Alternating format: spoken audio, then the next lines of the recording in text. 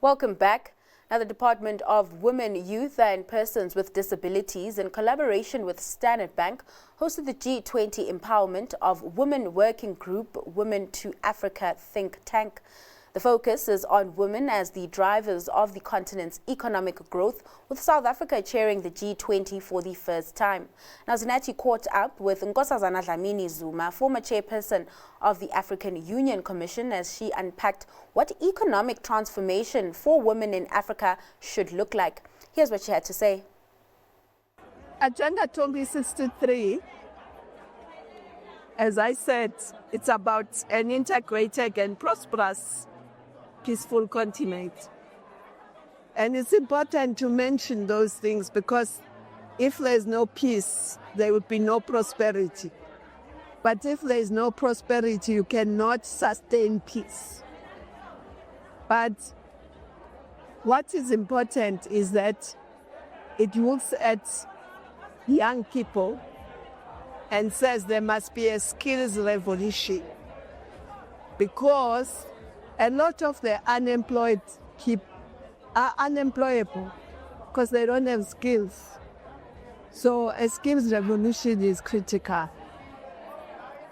Secondly, it says that Africa must industrialize. We can't always be sending raw things, selling cheap and buying expensive, sending jobs out, sending revenue out. So it must industrialize so that we can trade amongst ourselves. Because you can't trade if you're not manufacturing. So we need to look at the economic systems. Yes. Real. Yes, we must manufacture and then trade manufactured goods amongst ourselves. That's why we have the Africa Continental Free Trade.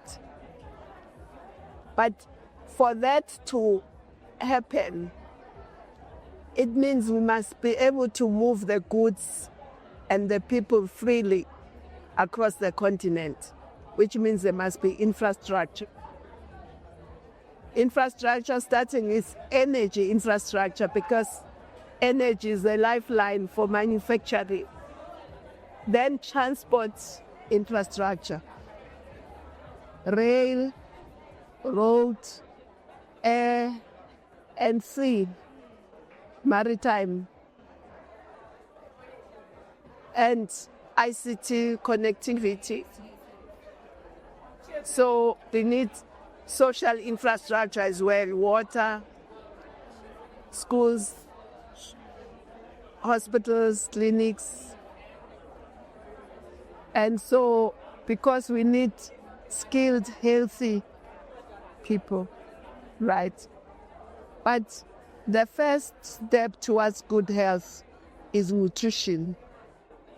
You must have healthy food, not processed food, healthy food that we must grow ourselves. Yes. And also because you talk about the fact that now for example, we need to grow food that we make ourselves. The concept then of ownership for women, that they can actually own what they had instead of working in ecosystems where they don't have ownership. Yes, that's why women must have access to land, so that they are not just farm workers for somebody else.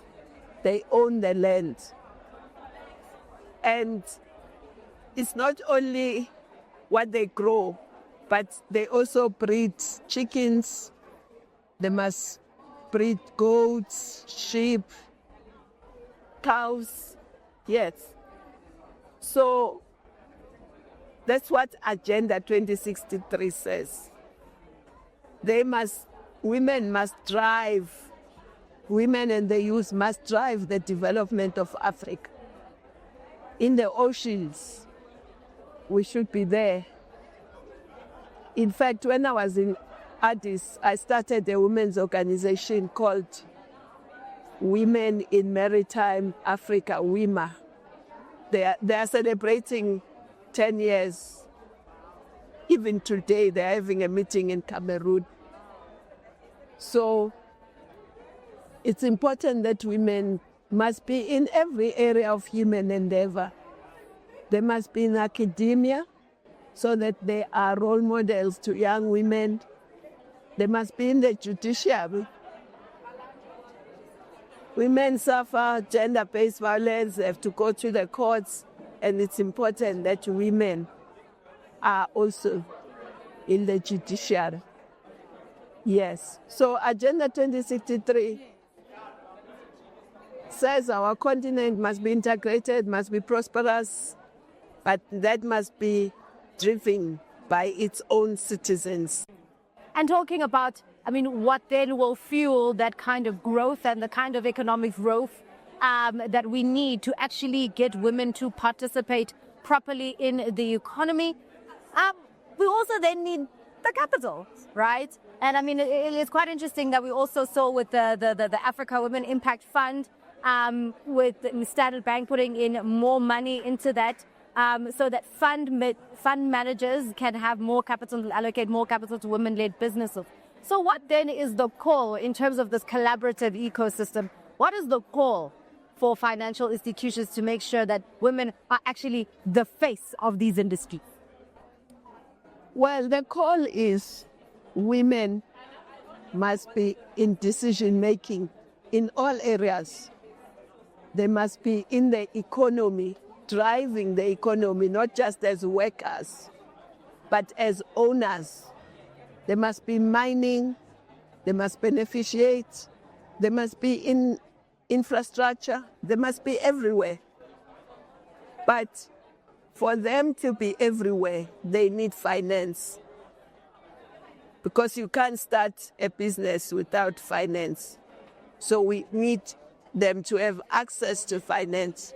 That's why we are calling on financial institutions to ensure that women access finance. But also not only accessing finance, but also they must be giving business contracts depending on what their business. Money to what? Yes. Money is important, but also once they run their businesses, governments must also procure from them. That was Nkosazana Dlamini-Zuma, former chairperson of the African Union Commission.